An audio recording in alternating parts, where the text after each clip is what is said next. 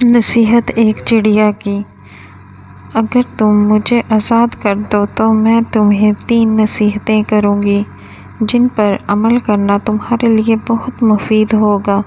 ایک شخص نے چڑیا پکڑنے کے لیے جال بچھایا۔ اتفاق سے ایک چڑیا اس میں پھنس گئی اور شکاری نے اسے پکڑ لیا۔ چڑیا نے اس سے کہا، اے انسان، تم نے کئی ہرن، بکرے اور مرغ وغیرہ کھائے ہیں، ان چیزوں کے مقابلے میں میری کیا حقیقت ہے؟ ذرا سا گوشت میرے جسم میں ہے، اس لیے تمہارا کیا بنے گا؟ تمہارا تو پیٹ بھی نہیں بھرے گا۔ لیکن اگر تم مجھے آزاد کر دو تو میں تمہیں 3 نصیحتیں کروں گی جن پر عمل کرنا تمہارے لیے بہت مفید ہوگا۔ ان میں سے ایک نصیحت میں ابھی کروں گی، جبکہ دوسری اس وقت جب تم مجھے چھوڑ دو گے اور میں دیوار پر جا بیٹھوں گی۔ اس کے بعد تیسری اور آخری نصیحت اس وقت کروں گی جب دیوار سے اڑ کر سامنے درخت کی شاخ پر جا بیٹھوں گی۔ اس شخص کے دل میں تجسس پیدا ہوا کہ نہ جانے چڑیا کیا فائدہ مند نصیحتیں کرے۔ اس نے چڑیا کی بات مانتے ہوئے اس سے کہا، تم مجھے پہلی نصیحت کرو، پھر میں تمہیں چھوڑ دوں گا۔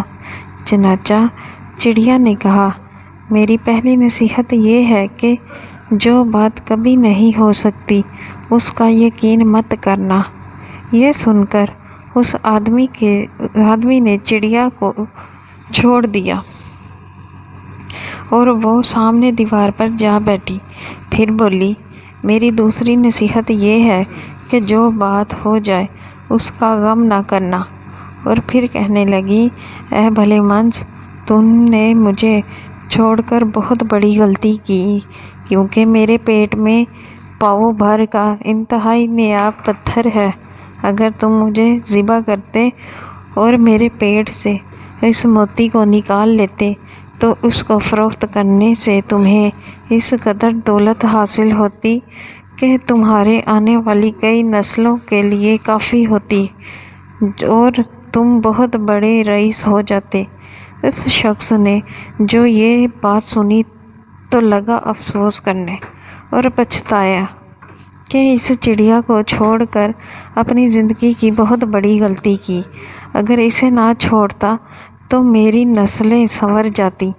چڑیا نے اسے طرف سوچ میں پڑتے دیکھا تو اڑ کر درخت کی شاخ پر جا بیٹھی اور بولی، اے بھلے مانس، ابھی میں نے تمہیں پہلی نصیحت کی جسے تم بھول گئے کہ جو بات نہ ہو سکنے والی ہو اس کا ہرگز یقین نہ کرنا۔ لیکن تم نے میری اس بات کا اعتبار کر لیا کہ میں چٹاک بھر کا وزن رکھنے والی چڑیا اپنے پیٹ میں 1 پاؤ وزن کا موتی رکھتے ہوئے، کیا یہ ممکن ہے؟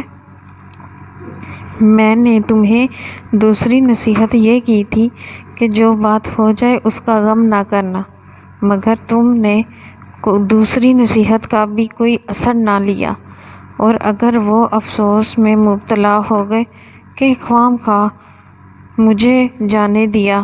تمہیں کوئی بھی نصیحت کرنا بالکل بیکار ہے۔ تم نے میری پہلی 2 نصیحتوں پر کب عمل کیا جو تیسری پر کرو گے؟ تم نصیحت کے قابل نہیں۔ یہ کہتے ہوئے چڑیا پھر سے اڑی اور ہواؤں میں پرواز کر گئی۔ وہ شخص وہیں کھڑا چڑیا کی باتوں پر غور و فکر کرتے ہوئے سوچوں میں کھو گیا۔ حاصل کلام یہ ہے کہ وہ لوگ خوش نصیب ہوتے ہیں جنہیں کوئی نصیحت کرنے والا ہو۔ ہم اکثر خود کو عقل مند کل سمجھتے ہوئے اپنے مخلص ساتھیوں اور بزرگوں کی نصیحتوں پر کان نہیں دھرتے اور اس میں نقصان ہمارا ہی ہوتا ہے۔ یہ نصیحتیں صرف کہنے کی بات نہیں ہوتی کہ کسی نے کہہ لیا، ہم نے سن لیا، بلکہ دانائی اور دوسروں کے تجربات سے حاصل ہونے والی انمول اثاثے ہیں جو یقیناً ہمارے لیے مشکلیں راہ باعث ہو سکتے ہیں اگر ہم ان نصیحتوں پر عمل بھی کریں تو۔